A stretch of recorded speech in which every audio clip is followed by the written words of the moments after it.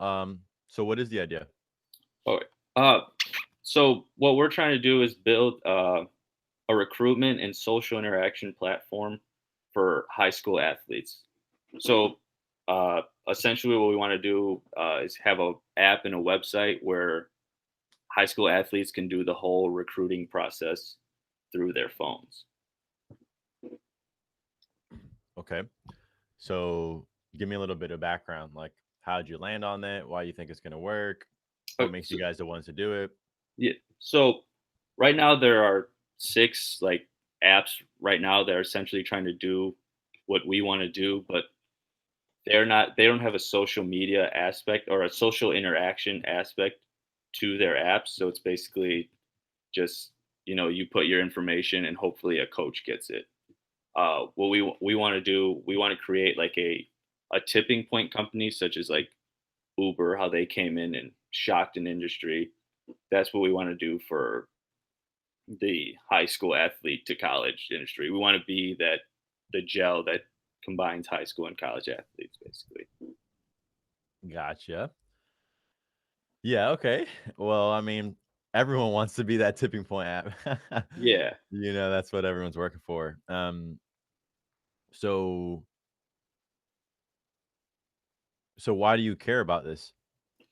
Yeah, so at least from my perspective, so I recruit heavily now as a college coach, and I see how high school athletes don't really get all the recognition or the don't get seen as well as they should. A lot of it now, at least from the baseball side, is you go to an event or you go to a game and you kind of see players and sort of jot them down and like put them into your database for your university.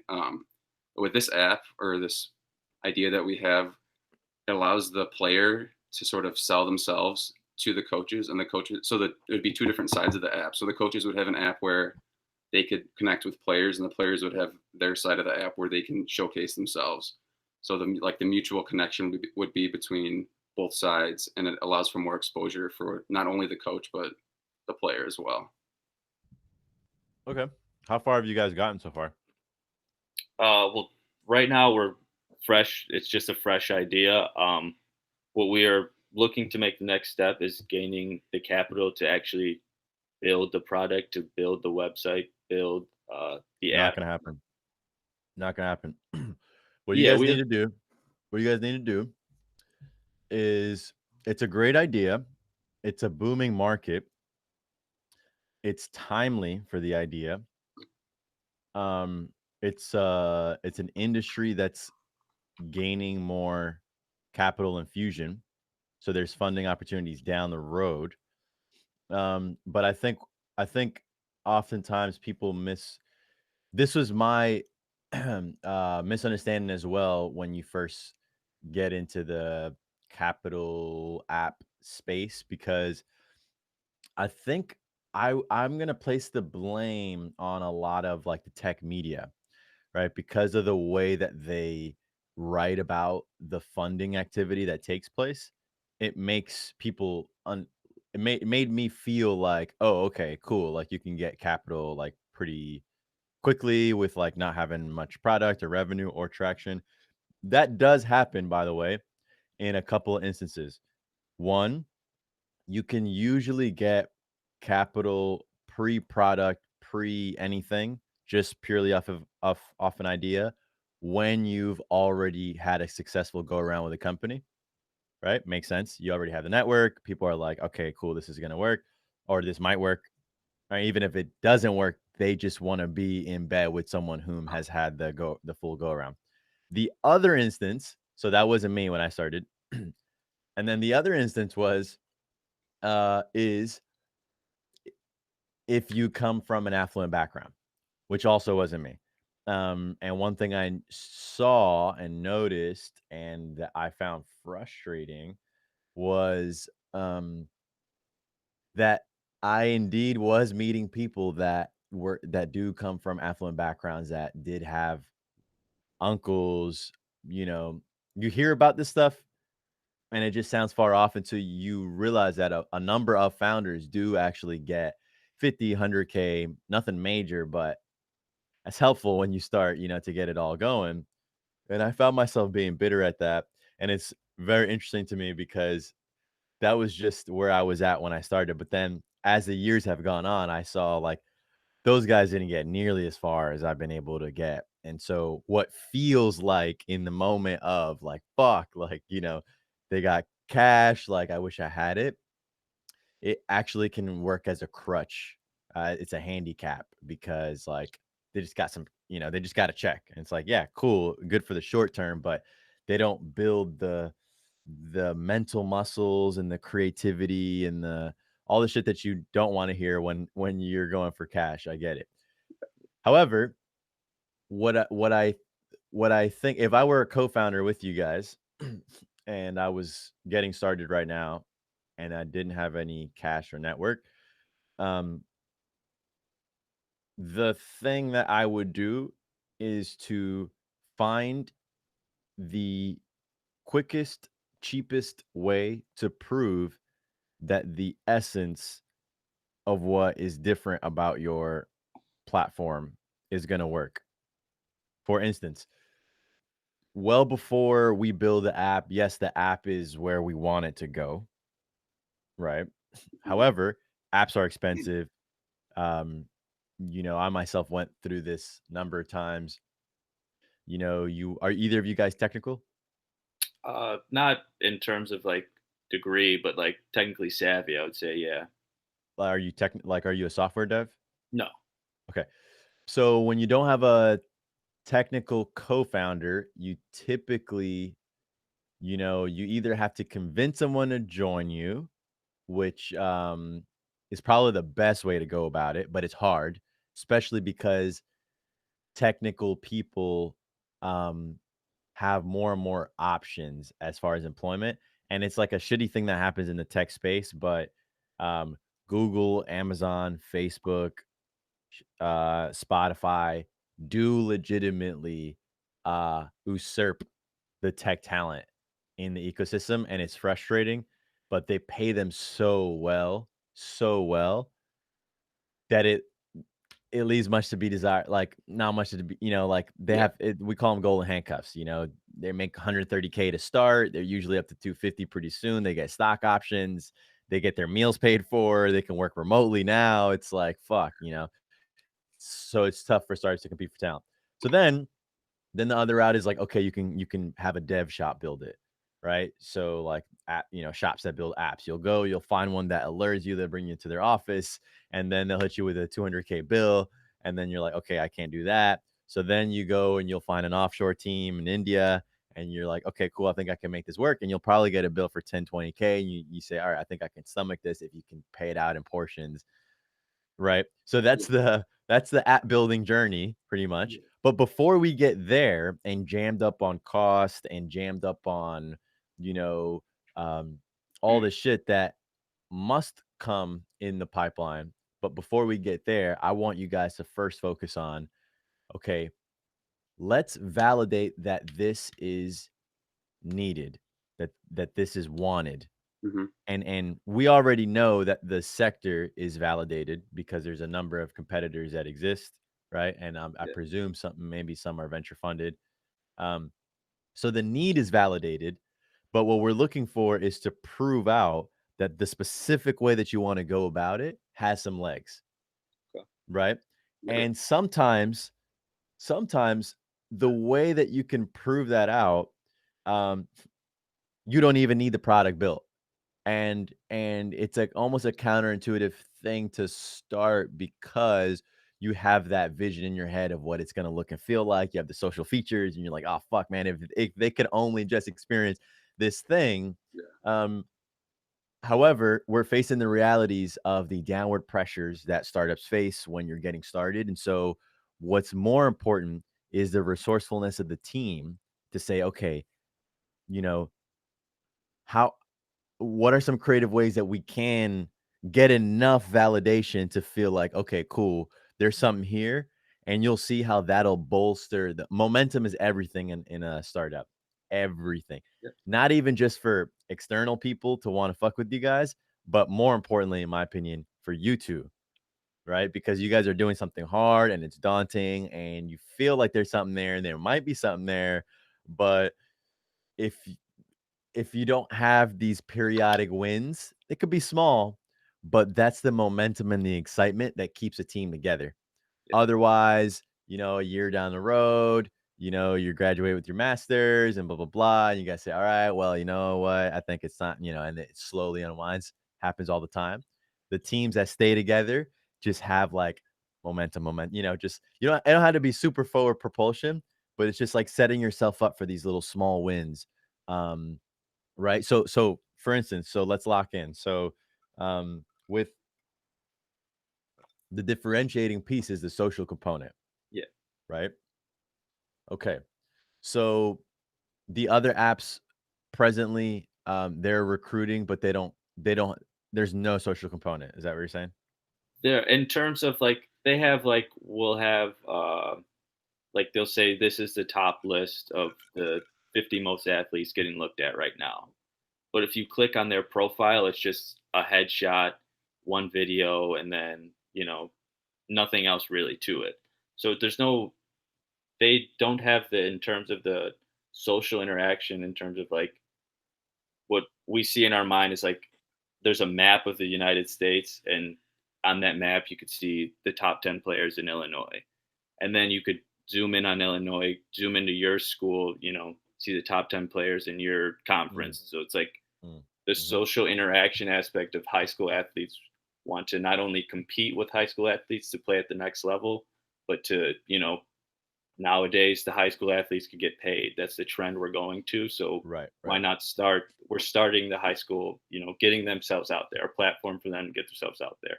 I gotcha. Yeah. So you want to build like the infrastructure Yeah. layer where you can just really map out every high school athlete across every high school. Because why not? It's gonna So happen for there's sure. so there's 8 million high school athletes, but there's only about like 500,000 NCCA athletes. So there's a big gap in between that we could also try to fill in. Like the market is there. Hmm, hmm. Yeah, and part of that too is like whatever we create, like the discussion and everything that comes along with it is sort of like free for us as well. All like the competition between players in conferences or players in states or like rankings of like everything that in that aspect that comes along with recruiting, I feel like is sort of like free media for us to kind of latch onto. And then if they say, "Oh, look at these are the guys that started it," like I just feel like it's a really good chance for us to sort of like build the infrastructure, and then there's very high potential with everything that comes along with it. Yeah, I agree. I agree. And all we're looking for here, so Lino, so that we don't get jammed up on having to be in this mindset of like, yo, raise capital. The reason I interjected so strongly is because I see that stifle so many things that could go on to be, but don't become because there's a false pretense that like, yo, we got to focus on raising cash first. Yeah, That'll come. What I want to shift is, okay, how can we prove this out without the app? Pretty much is the question. yeah, Let's find some way to prove this out without the app, right? And I understand that the real robust value proposition is having everything a net frameworked out, right? And built, and like so you can just click and zoom and see all the athletes, and you can even, as you guys get more sophisticated, you can rank based on skill and sport. Like I get it, I see it. Yeah. Um, um, and then zooming into like, okay, the step one of a startup building, you got a gap where you are now to that V1 of the app. You need something in between, yeah, for a number of reasons. One, for your own sake to like continue validating the need, but two, also it'll improve your likelihood that you'll onboard a technical co-founder, right? I'll just say there's no better way to build product than to have a technical co-founder. 100%. Sometimes people go to an outsourced dev shop like in India, Pakistan, Bulgaria is another place, and you can get them. You guys could probably come up with 10K if they'll charge you 3K to start. You could probably each come up with 1.5. Then they get to a milestone, and you scrape together another 1.5. Like you can get it going, and then that clunky offshore version will be enough to might be enough to then get some activity going, and then you can probably raise some pre-seed capital on that. Um, However, because um, because the software piece, this would essentially be a software company, right? And because that's going to be a key part of the secret sauce of this thing, you would benefit from having a technical co-founder on the team. And that person, because as I established, those people have options, that person comes on board when they start to be able to see what it is that you got.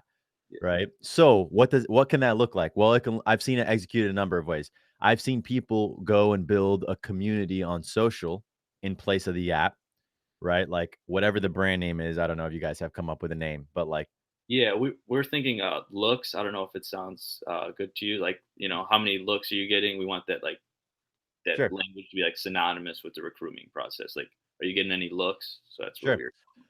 Yeah. So let's go with looks, right? So let's say I'll share a number of ways that I've seen this executed. This pre-app validation, we'll call it, right? So I've seen people go and build robust communities on social Yeah. because that is the essence of your thesis is that like, hey, there needs to be some thing here. So whether that's on, I don't know where high school athletes over index on social platforms. It might be Instagram, it might be something else. It might Well, be there's really not that platform for them to like, well, like, but what apps do they have on social presently?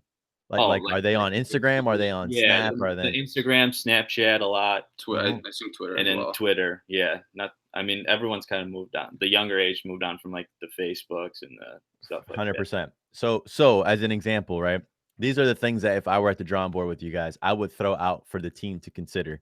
So one might be, okay, what we have to get good at, I would say, is we have to get good at mapping the high school environment and fostering, community within the high school athlete realm, right? So you guys had to build that core competency that could be built, let's say on Twitter, you create Twitter lists and you onboard every possible student athlete that you can find.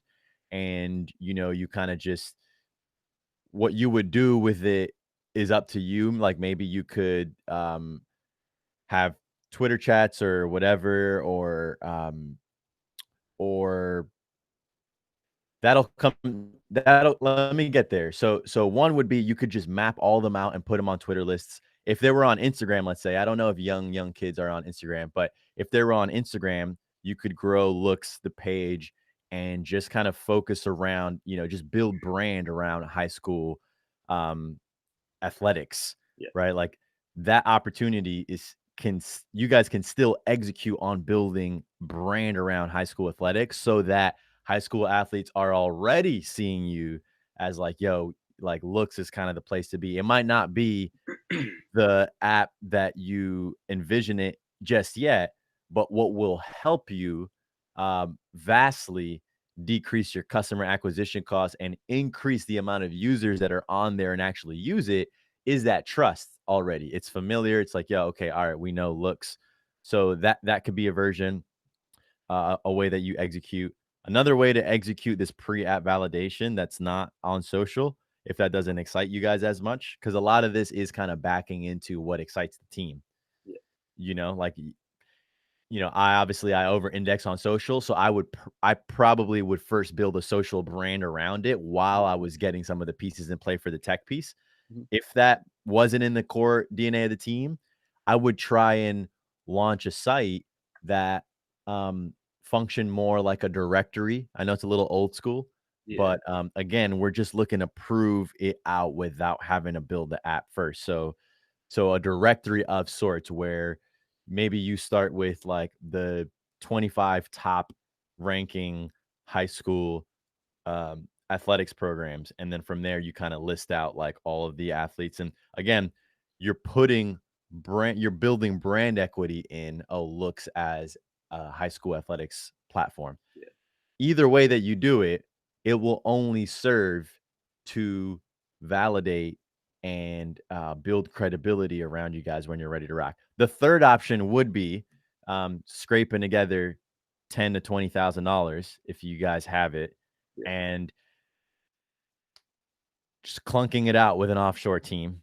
and getting them to build a V1 of something that you feel like you can go to market with, Yeah. and then using that V1 to onboard someone domestic to be your technical co-founder because they're excited at the opportunity and what have you. In my opinion, those are your 3 options. It's either crush it at content and build a brand around it to set the stage and build excitement and onboard talent for Yeah. yourselves. It's trying to get a lean version of a website going that, like, that's how I launched my product, by the way. Like, before I had an on-demand product where people could just, like, go on an app and press a button, and then we would go pick up their laundry as an example. We had just, like, a regular sign-up form. Right? So, it was not what I saw in my mind, but I needed to know, okay, are people gonna do this? Like, and I launched just a regular sign up form, just a website that says buy now. You go through the form and it was just manual. And then when they press yes, I would get an email. I would open that email. And so I would manually do the process. But once I got enough orders, I was like, okay, there's something here for sure, Yeah. and I was able to just, like, get a kid to see it and say, "Hey, look, we have the opportunity to really change this landscape." And you'll see tech people are not necessarily motivated by money. Yeah. They got they have the opportunity to make plenty. What they're motivated by is the excitement to change an industry. Yeah.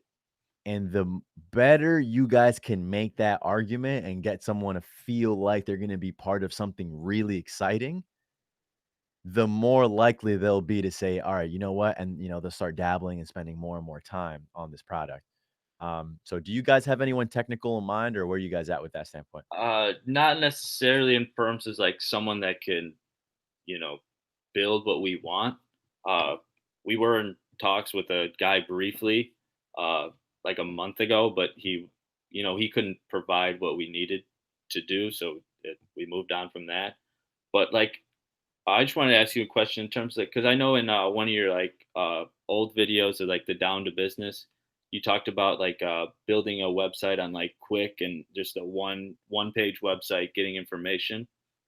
We were thinking about doing that, but we weren't necessarily sure how. So the information we gather on there, do you know if we can keep? So if like we say, Yeah, here's what we're doing, this is what we want, 100%. we just like pay them out at the end. You mean like building like a email list pretty much?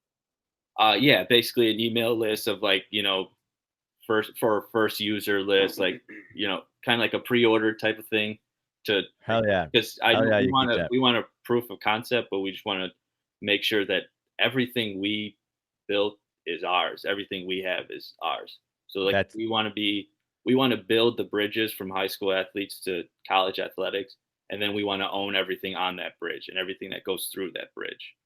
So we want to 100%. we want to make That sure we do that at the start. that is the right way to be thinking. Um, let me let me take that and push it further even.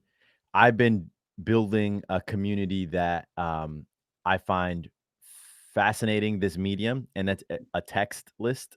Yeah. Uh, email, like, so you're thinking the right way. You gotta build that early community, right? You can do it on social, you can do it via email or what have you. Let's try and take advantage of the latest types of ways to foster community that are available, like in this most recent year, right? Down to business was, 3, 4 years ago. Yeah. Now, especially because you're over indexing for high school kids, like, I use an app called Community, that, like, I literally just gives you a phone number and you say, "Yo, text me." Right? Like, how can we make this the way that looks is gonna work is keeping it youthful, young, keeping it fresh, keeping it easy for those kids to fuck with. So it's like, I would just be meeting them where they're at. So text, yeah, but to answer your question, yes, you can keep those emails.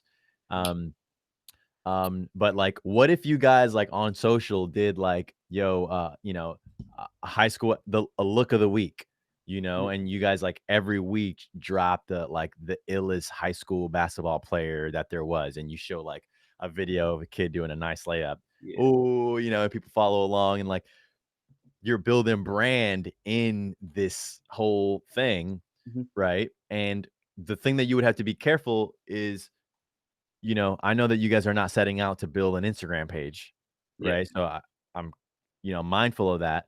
Um, but it's some way to start getting some excitement around the space, having people jump in and be like, huh, this is interesting. yeah, Looks is a great name.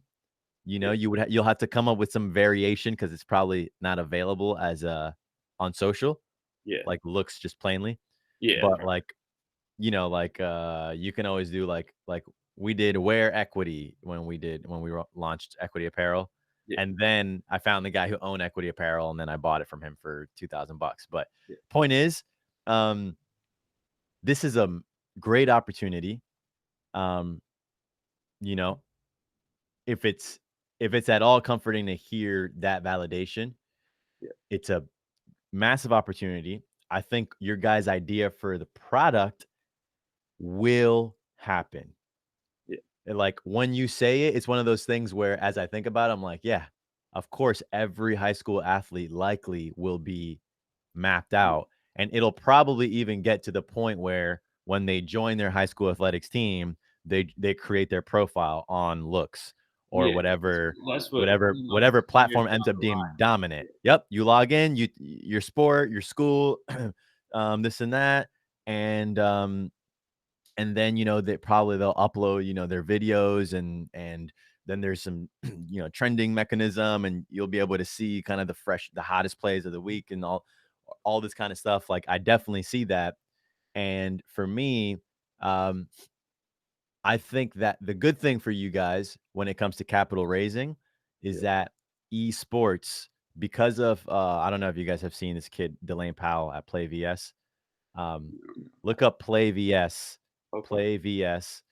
He's like a 22-year-old kid that raised a ridiculous amount of money. He raised $150 million that it's sitting in his bank in cash. And this was, if you could believe it, it was like damn near pre-product. But what he did was, it's around high school athletics. I think he secured the rights because I think high school athletics are like moving into like esports or something like that. Or point is, because of that kid, you guys froze for me. Can you see me? Hello, hello.